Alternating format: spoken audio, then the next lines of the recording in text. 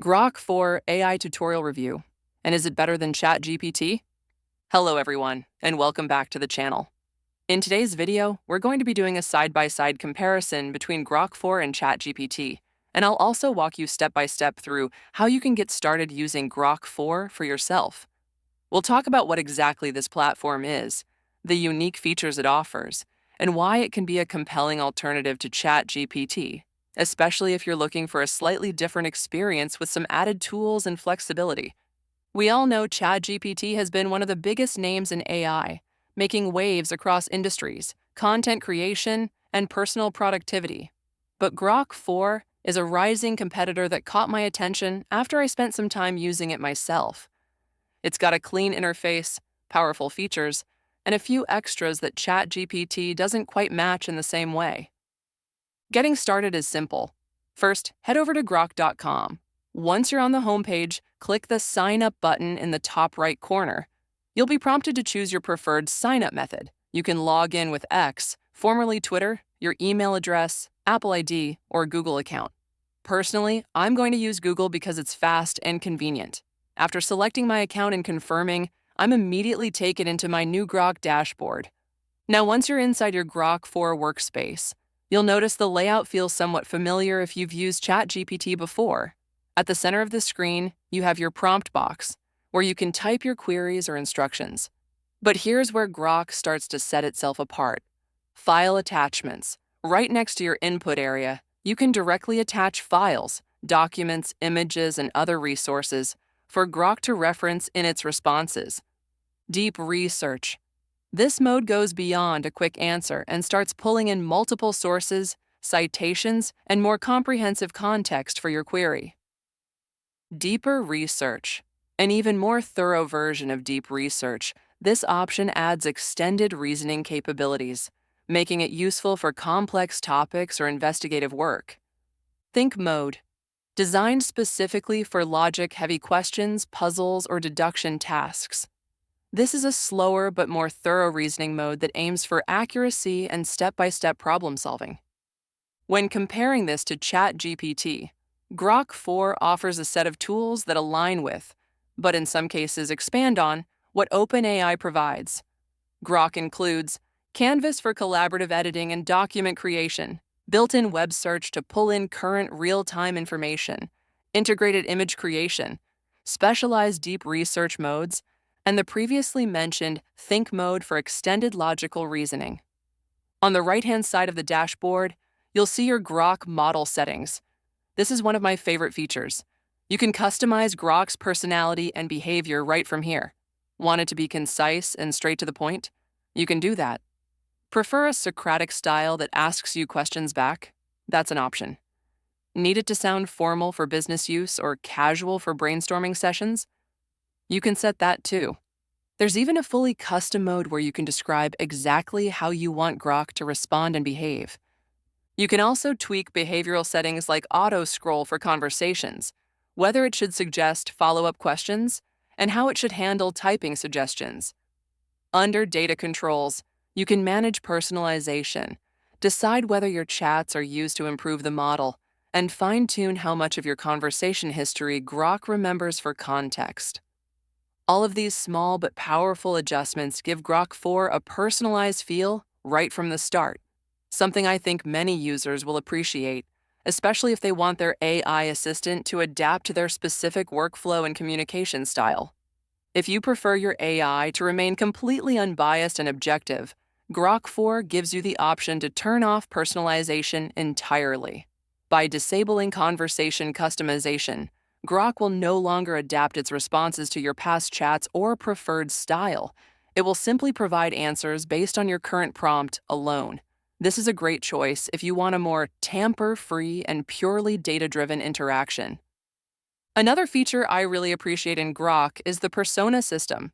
Instead of always talking to the same default assistant, you can switch between specialized personalities tailored for different needs. For example, Grok Doc, a medically informed persona that can help explain health concepts in an accessible way. Therapist, a supportive, empathetic tone for mental wellness conversations. Homework helper, focused on breaking down concepts for learning and study.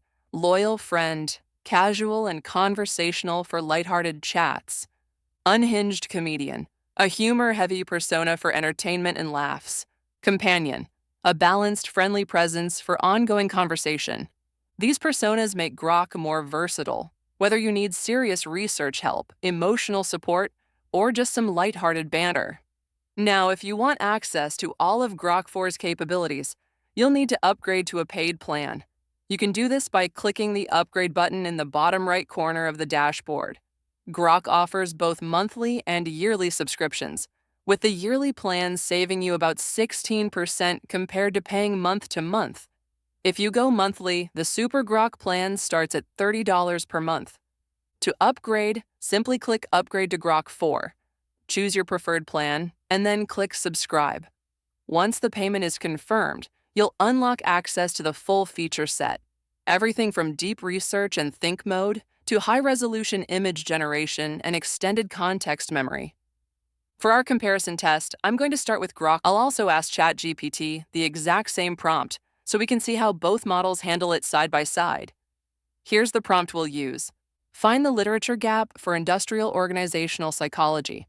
Suggest 3 variable-based research topics in this field and make them suitable for quantitative studies. This is a fairly advanced and specific request, so both AIs will need to go beyond a surface-level answer. They'll have to identify current research trends, pinpoint what's missing in the literature, and then propose variables that could form the basis of a valid quantitative study. I'm going to copy this exact prompt and feed it to Grok 4 first. Then I'll give the exact same prompt to ChatGPT, so we can compare the answers side by side. Right away, you'll notice a difference in speed. ChatGPT delivers its full answer almost instantly, while Grok 4 takes a bit longer because it's thinking through the reasoning process before producing the output. ChatGPT's answer is fairly structured. It lists several literature gaps, such as intersectionality in workplace studies, limited longitudinal research, unexplored digital age phenomena like VR-based training outcomes, psychology of insider threats, critical anti-work perspectives. It also proposes some interesting variable sets, including techno-stress, emotional intelligence, burnout, insider threat intentions, and perceived psychosocial safety climate. The result includes a quick summary table mapping these variables to potential study designs, which is handy for quickly scanning the options. Grok 4's answer, on the other hand, feels more tailored and precise for academic research. It not only identifies 3 key literature gaps: academic practice divide, education and training deficiencies, integration of emerging technologies, but also delivers fully fleshed out quantitative research topics with 3 defined variables each. For example, one proposed title was The Moderating Role of Organizational Support in the Relationship Between AI Adoption and Employee Satisfaction. This is a huge plus if you're preparing a thesis proposal or research plan, because Grok 4 essentially hands you a ready-to-use topic title, complete with variables and a clear study direction.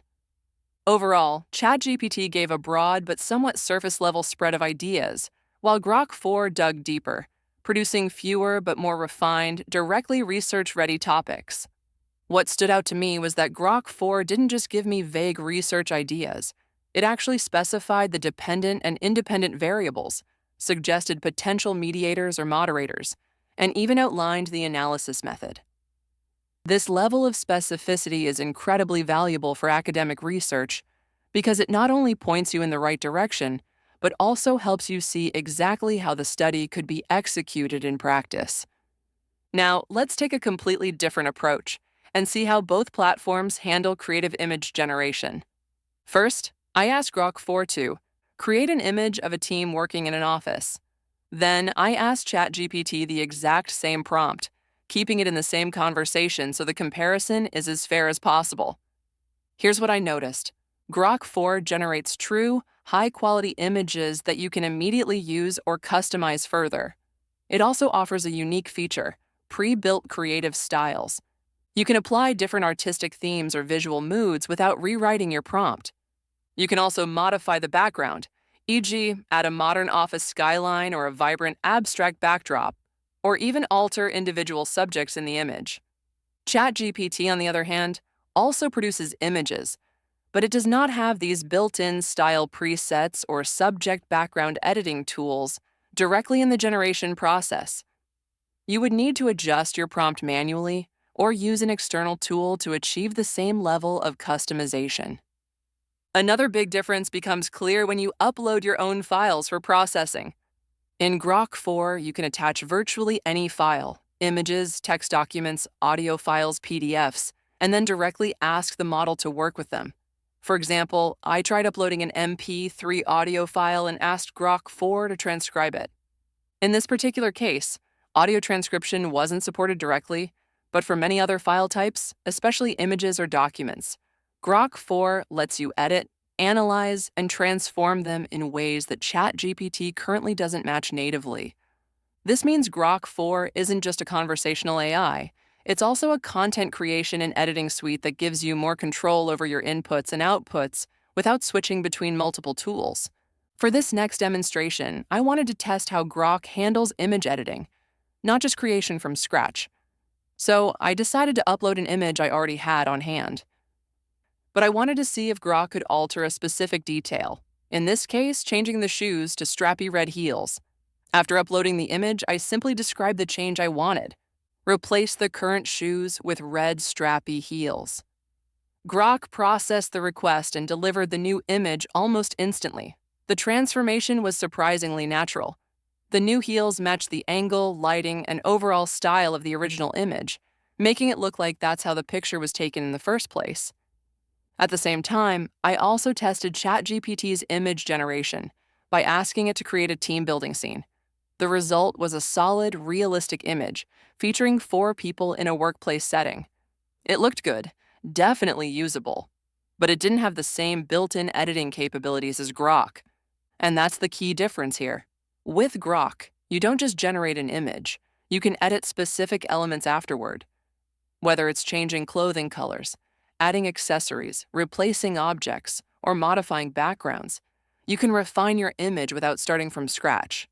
With ChatGPT, you can still edit images, but it requires either reprompting with very detailed instructions or exporting the image into another editing tool. The process is a bit less seamless. When I compared the before and after versions from Grok, the difference was clear. The original shoes, the red wedges, looked fine, but the new strappy heels completely changed the tone of the image, giving it a more elegant and formal feel. And because Grok's editing tools are native to the platform, there's no need to learn a separate photo editor or deal with multiple apps. This highlights one of Grok's biggest strengths. It's not just an AI chat platform. It's a multi-purpose workspace where you can generate original images, edit and customize those images, organize all your projects, tasks, and files in one place. For researchers, content creators, or even casual users, this makes Grok a powerful all-in-one tool. While ChatGPT remains an excellent conversational assistant, Grok brings in these extra creative and organizational layers at a competitive price. For users who value detailed research capabilities and the ability to seamlessly create and refine visuals, Grok really does stand out. So if you've been looking for a single platform to handle brainstorming, research, image creation, and image editing without juggling 5 different tools, Grok might be worth exploring. Thanks for watching. I hope this guide made things clearer for you. If you found it helpful, don't forget to like the video and subscribe for more tips and tutorials. And as always, feel free to drop your questions or experiences in the comments. I'd love to hear from you. That's all for the video.